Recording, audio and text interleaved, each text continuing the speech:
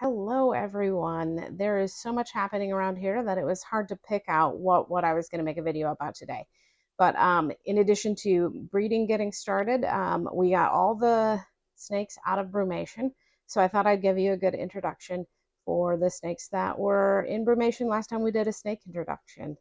This beautiful girl is Freya, and she is an amel or albino corn snake, and she's het for scaleless. So approximately half of her babies will be scaleless. Last year she did produce a clutch for us with our scaleless male Bacchus, and we did get 5 scaleless and 5 not scaleless, which was perfect odds. It doesn't always work out that way, but sometimes it does. She is on the go today. She just shed, and she will be paired with our male AWOL, who is amelanistic and scaleless, so that they will be able to produce amels and scaleless babies. So it should be really exciting. And she actually gets paired tomorrow because she shed. So it's the breeding season is on, and hopefully we'll do really good. And in 60 to 90 days, we'll start having eggs, and our egg count will be going up, and it'll be really exciting. Oh, and I'm Danielle with Danielle's Critters.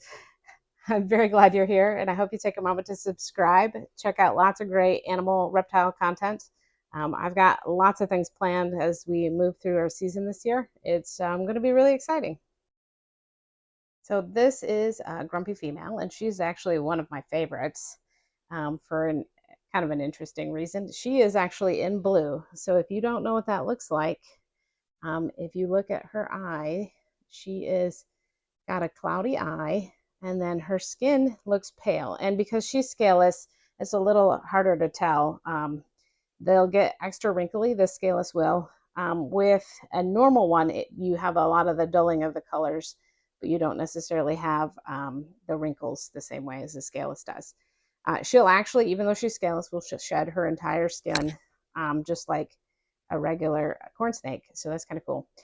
Grumpy female is scaleless visually, and then she also has amelanistic and aneuphoristic genes. So she will produce pink, well, the bright orange pink albino color, and she will produce gray or black scaleless snakes, and she'll also produce snows, which are in the scaleless really pink. So I'm pretty excited that she'll produce 4 different colors this year, and she's about to shed, so she'll be paired with AWOL in a few days, and hopefully we get that all started, and then she has babies. But the story I wanted to tell you with Grumpy Female is that she got her name from the previous breeder, even though the previous breeder probably doesn't know it. So a lot of the snakes come with an ID, and often it's letters and numbers. Mine has a very specific number order. When you get an animal that's from me, it has a number that means quite a bit of things because the birthday's in there and the parent information is in there. But with this breeder, I got a number that had we got 4 snakes that had just random numbers and letters. At least they look random to me. And then we had Grumpy Female. And so when I pulled Grumpy Female out, I thought she was going to be grumpy, and she wasn't. She was super friendly, and she's one of the friendliest corn snakes that we have.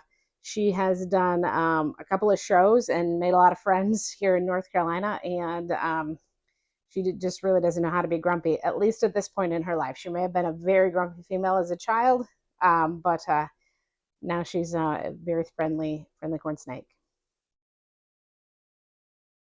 This beautiful snake is Houdini, who is also in blue. If you notice her cloudy eyes, you'll see a lot of people say not to handle your snakes when they're in blue, and it is generally a good rule. However, the idea is that it stresses the snake out because they can't see that well, and you can still look for signs of stress in your snake. Some snakes stress out a lot. I actually tried to pull out the tricolor hognose the other day, and he was in blue. He's a very easily stressed snake, so I just left him alone. These girls, they're not that stressed out about the whole can't see very well thing, and she just is ready to explore. So she is actually a melanistic scaleless or albino scaleless, and the plan was originally to pair her with AWOL, who is also an amelanistic scaleless. They both carry the anery gene in their hets, so they would produce amelanistics, and they'd produce snows. So it was pretty exciting. However, I bought that palmetto male, and I really want to start getting his genes into some programs, and I just don't have enough females. So we're actually going to borrow Houdini from the Scaleless project, and we're going to pair her with, I've named him Confetti, the palmetto, and then that will produce babies who are het palmetto and het scaleless. And in a few years, we will have scaleless palmettos. So that's pretty exciting, new addition to our plans. But it does mean that she will not be producing scaleless for us this year. But it is exciting to see that she's also in blue. So it will be a few days and she'll start her pairing process. And we're really getting close to hopefully having lots of corn snake babies.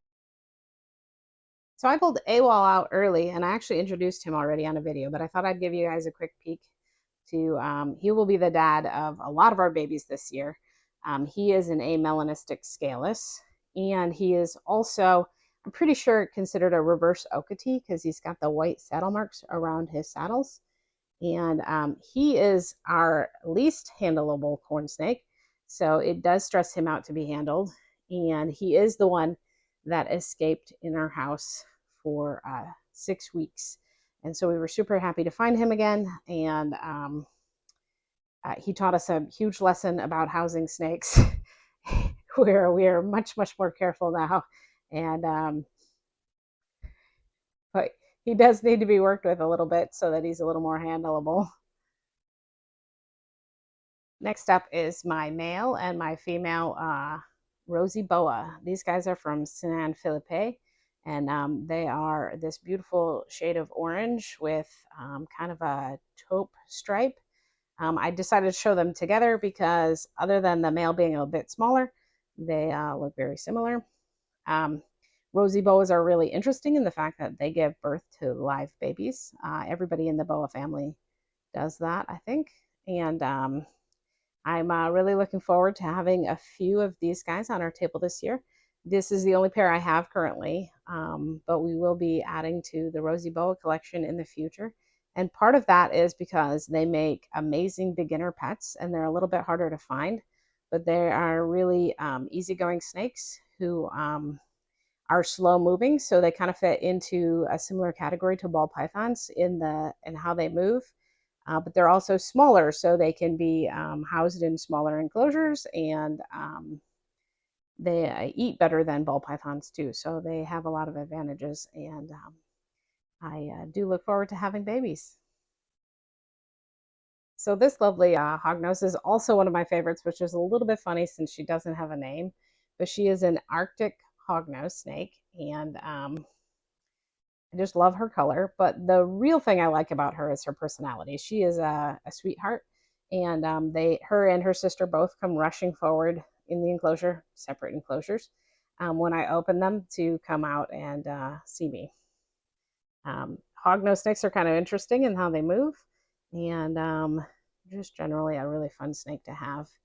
Last year I did pair her and her sister, and we got slugs. So hopefully I get the timing right this year and we end up with beautiful, viable eggs. And since her sister is also an Arctic hognose, she looks pretty much the same, and they're really hard to tell apart. So we try to make sure that we don't have them out at the same time. She also doesn't have a name. I've been really slacking off on the naming category, and I need to fix that. But also a sweetheart who rushes forward to be held or to get out. And then we have David here. David is an Arctic shadow hognose snake. And our big plans were to create super Arctics. I think they're super cool, and I'm looking forward to having some. But we also have a couple other females that we'll be trying to pair David with. So hopefully we have lots of hognose babies this year. That is the goal. Now the last snake that made it through a brumation is a little sad because he lost his girlfriend. This is a tricolored hognose snake, And a lot of people think that they're the same. They're just a color morph of the Western, but they're not. They're a whole different species. We've found that this species is a lot more shy and therefore a little more difficult to handle. Um, they'll rattle their tails like a rattlesnake. Um, and it's the only hog nose I've ever had play dead on me.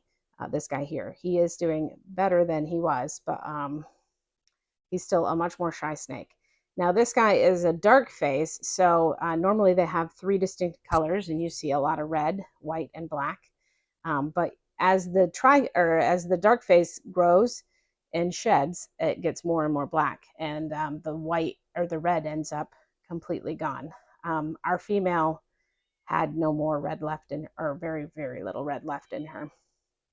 Um, they do not live as long as most other snakes, which is a real big downside, but they're really cool, and we really do hope to breed them someday. It just won't be this year. And there you have it, a brief introduction to the snakes that came out of brumation. I'm really excited about the coming year. We should have lots of babies in a wide variety of species. And I'm really looking forward to sharing that with everyone. And I hope that you come back again and again to watch these videos. It would mean so much to me if you took a moment to subscribe, if you liked the video, and if you left a comment. And it'd be really awesome if you wanted to watch the introduction to the 12 snakes that were in the reptile room before we got snakes out of brumation. And you can check that video out here. Thanks. Have a great day.